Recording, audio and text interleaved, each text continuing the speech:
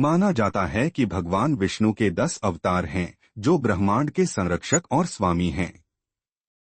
यह हम में से किसी के लिए भी कोई नई खबर नहीं है। भगवान शिव और ब्रह्मा सहित पवित्र त्रिमूर्ति के 1/3 भगवान विष्णु हिंदू धर्म के प्रमुख देवताओं में से एक हैं, और माना जाता है कि उनके 10 प्राथमिक अवतार हैं, जिन्हें दशावतार के रूप में जाना जाता है। ये 10 अवतार अलग अलग समय अवधि में विभिन्न रूपों में भगवान विष्णु के विभिन्न रूपों का प्रतिनिधित्व करते हैं। माना जाता है कि विष्णु के 10 अवतार एक ही उद्देश्य के लिए पैदा हुए थे। यह धर्म को फिर से स्थापित करना है, यानी पृथ्वी पर न्याय और धार्मिकता और बुराई पर अच्छाई की जीत में मदद करना, चाहे वह राक्षस, असुर या नश्वर हो। भगवान विष्णु का तीसरा अवतार, जो माना जाता है कि सतयुग के दौरान पैदा हुआ था, एक सूअर की उपस्थिति जैसा दिखता है। लोकप्रिय रूप से वराह अवतार के रूप में जाना जाता है। इस अवतार ने एक बार फिर ग्रह को बचाने में मदद की। हिंदू धर्म ग्रंथों की किंवदंतियों के अनुसार राक्षस हिरण्याक्ष ग्रह को समुद्र तल में डुबोने के लिए जिम्मेदार था। इसे बचाने के लिए भगवान विष्णु ने जंगली सूअर वराह अवतार का रूप धारण किया। ऐसा माना जाता है कि यह लड़ाई 1 सहस्राब्दी तक चली, जो कि पूरे 1000 साल है। वराह अवतार ने फिर अपने दांतों का इस्तेमाल करके राक्षस का वध किया और पृथ्वी को समुद्र की गहराई से बाहर निकाला। वराह अवतार को आमतौर पर पशु रूप में या कभी कभी मनुष्य के शरीर और सूअर के सिर के साथ दर्शाया जाता है, जो इसे एक संकर अवतार बनाता है। उन्हें अक्सर एक शक्तिशाली सूअर के रूप में दर्शाया जाता है, जो अपने एक दांत से पृथ्वी को तैराता रहता है। उनके संकर आधे पशु आधे मानव अवतार को उनके पैर पर भूमा देवी का भार उठाते हुए दिखाया गया है। सत्य युग में भगवान विष्णु ने पृथ्वी को असुरों के चंगुल से बचाने और धर्म को बहाल करने के लिए वराह का रूप धारण किया। उन्होंने पृथ्वी की रक्षा के लिए सूअर का रूप धारण किया, जिसका अर्थ है पृथ्वी। वराह अवतार का नाम संस्कृत शब्द सूअर या जंगली सूअर देवनागरी वराह से लिया गया है। ऋग्वेद में वराह का अनुवाद जंगली सूअर के रूप में किया गया है। वराह अवतार की आकर्षक कहानी भगवान विष्णु के द्वारपालों से जुड़ी है। वैकुंठ लोक भगवान विष्णु का प्रसिद्ध दिव्य निवास स्थान है। 2 दुर्जय द्वारपाल जय और विजय इसकी रखवाली करते थे। भगवान विष्णु के प्रति उनके गहरे स्नेह और उनकी अविभाजित निष्ठा ने भगवान विष्णु की रक्षा करने की शपथ ली थी। कहानी यह है कि जय और विजय के पास लोगों को वैकुंठ लोक के दिव्य क्षेत्र में प्रवेश देने की शक्ति थी, जहां वे सर्वशक्तिमान भगवान की एक झलक पा सकते थे। किंवदंती है कि एक बार भगवान विष्णु को भगवान ब्रह्मा के 4 पुत्रों ने उनके स्वर्गीय निवास वैकुंठ लोक में दर्शन दिए। हालांकि उस समय भगवान विष्णु एक अच्छी तरह से योग्य विश्राम कर रहे थे, और इस प्रकार जय और विजय ने उन्हें भगवान विष्णु से मिलने से रोक दिया। जय और विजय भगवान ब्रह्मा के पुत्रों के क्रोध को भड़काने में सफल रहे, जिससे वे क्रोध से भर गए। जय और विजय को मानव रूप धारण करने और पृथ्वी पर जन्म लेने का श्राप दिया गया। जय और विजय द्वारा क्षमा मांगने के बावजूद भगवान ब्रह्मा के पुत्र अविचल रहे। तब भगवान विष्णु ने उन्हें अपनी उपस्थिति से सम्मानित किया। उन्होंने अपने रक्षकों के व्यवहार के लिए खेद व्यक्त किया। उन्होंने ब्रह्मा के पुत्रों को बताया कि वे भगवान विष्णु द्वारा दिए गए नियमों का पालन कर रहे थे, लेकिन भगवान ब्रह्मा के पुत्रों ने अपना हृदय नहीं बदला और अपने निर्णय पर अड़े रहे। उन्होंने कहा कि श्राप को हटाया नहीं जा सकता। भगवान विष्णु ने जय और विजय को घटनाओं के इस बुरे मोड़ के बारे में बताया और कहा कि श्राप को तोड़ने का एकमात्र तरीका उनके हाथों उनकी मृत्यु है।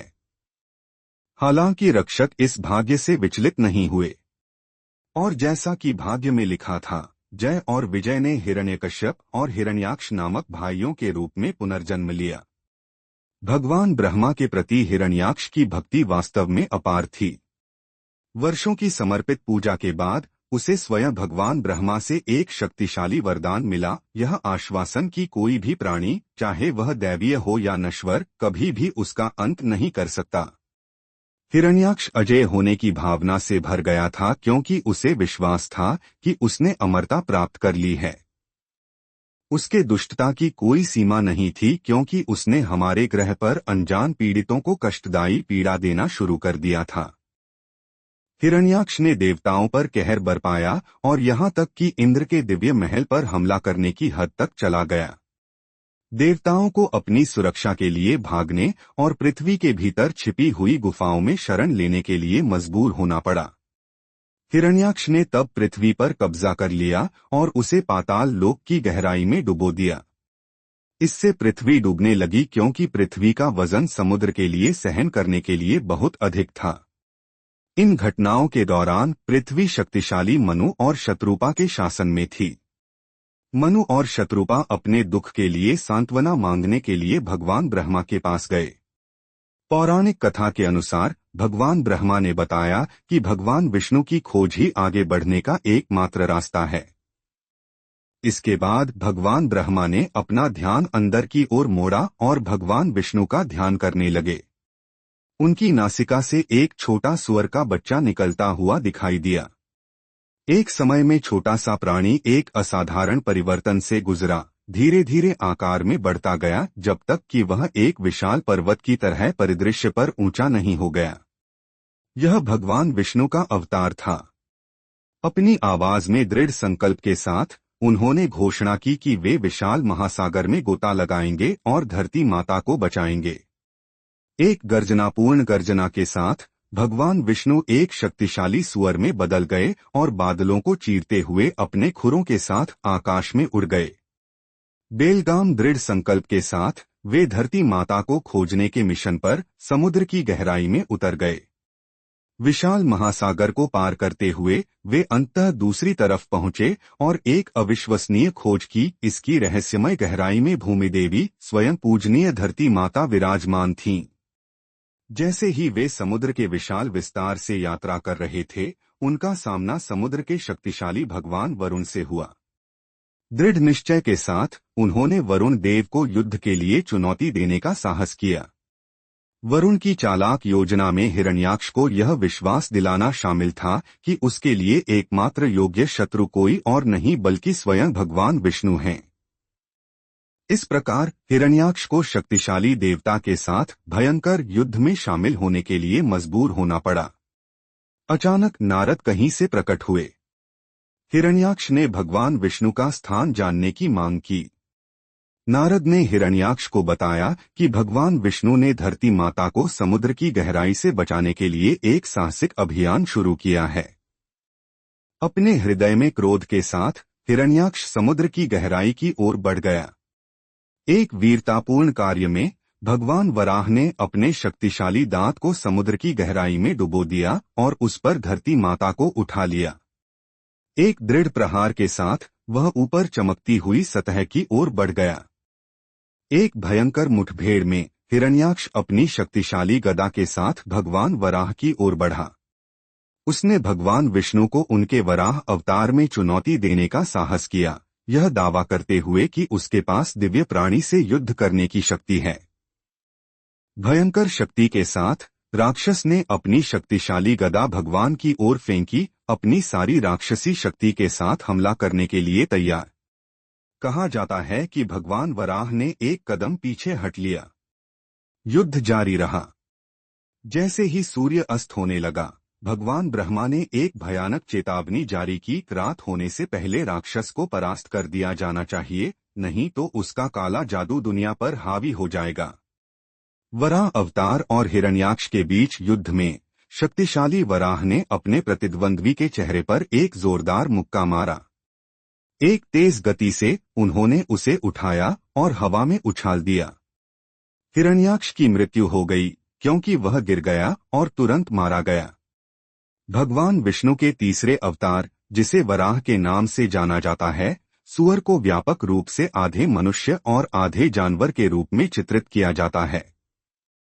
इस भयंकर अवतार को आमतौर पर अपने एक शक्तिशाली दांत पर दुनिया का भार संभालते हुए देखा जाता है। भगवान विष्णु के इस अवतार को बलिदान का प्रतीक माना जाता है। कहानी अराजकता के बीच शांति लाने को दर्शाती है। यह बुराई पर अच्छाई की जीत को दर्शाता है क्योंकि हिरण्याक्ष को हराया जाता है। भारत के पूर्वोत्तर भाग में कई मंदिर वराह जयंती के दौरान भगवान वराह की पूजा करते हैं। वराह जयंती हिंदू कैलेंडर के भाद्रपद महीने के तीसरे दिन आती है। एक दिलचस्प सवाल, हिंदू पौराणिक कथाओं के अनुसार यह व्यापक रूप से माना जाता है कि भगवान विष्णु के वराह अवतार की मृत्यु नहीं हुई थी। पृथ्वी को बचाने और राक्षस हिरण्याक्ष को हराने के द्वारा अवतार के उद्देश्य को पूरा करने के बाद वराह अवतार भगवान विष्णु के दिव्य निवास पर लौट आए। अवतार को मनुष्यों की तरह नश्वर नहीं माना जाता है, इसलिए उसी तरह से मृत्यु का अनुभव नहीं होता है। इसके बजाय यह भगवान विष्णु के शाश्वत रूप में वापस विलीन हो गया और सांसारिक क्षेत्र से परे अपने दिव्य अस्तित्व को जारी रखा। निष्कर्ष, भगवान विष्णु के वराह अवतार का हिंदू पौराणिक कथाओं में बहुत महत्व है। माना जाता है कि यह सूअर अवतार ब्रह्मांडीय महासागर की गहराई से ग्रह को बचाने के लिए पृथ्वी पर आया था। इस अवतार के माध्यम से भगवान विष्णु ब्रह्मांड की रक्षा और धार्मिकता को बनाए रखने के लिए अपनी अटूट प्रतिबद्धता को प्रदर्शित करते हैं। वराह की कहानी बुराई पर अच्छाई की जीत और दैवीय शक्तियों की अंतिम जीत की याद दिलाती है। यह अवतार भक्तों को प्रेरित करता रहता है और दैवीय हस्तक्षेप और मोक्ष का एक कालातीत प्रतीक है। अगर आपको यह कहानी पसंद आई है तो इस कहानी को लाइक करें और कृपया हमारे चैनल को सब्सक्राइब करें। धन्यवाद।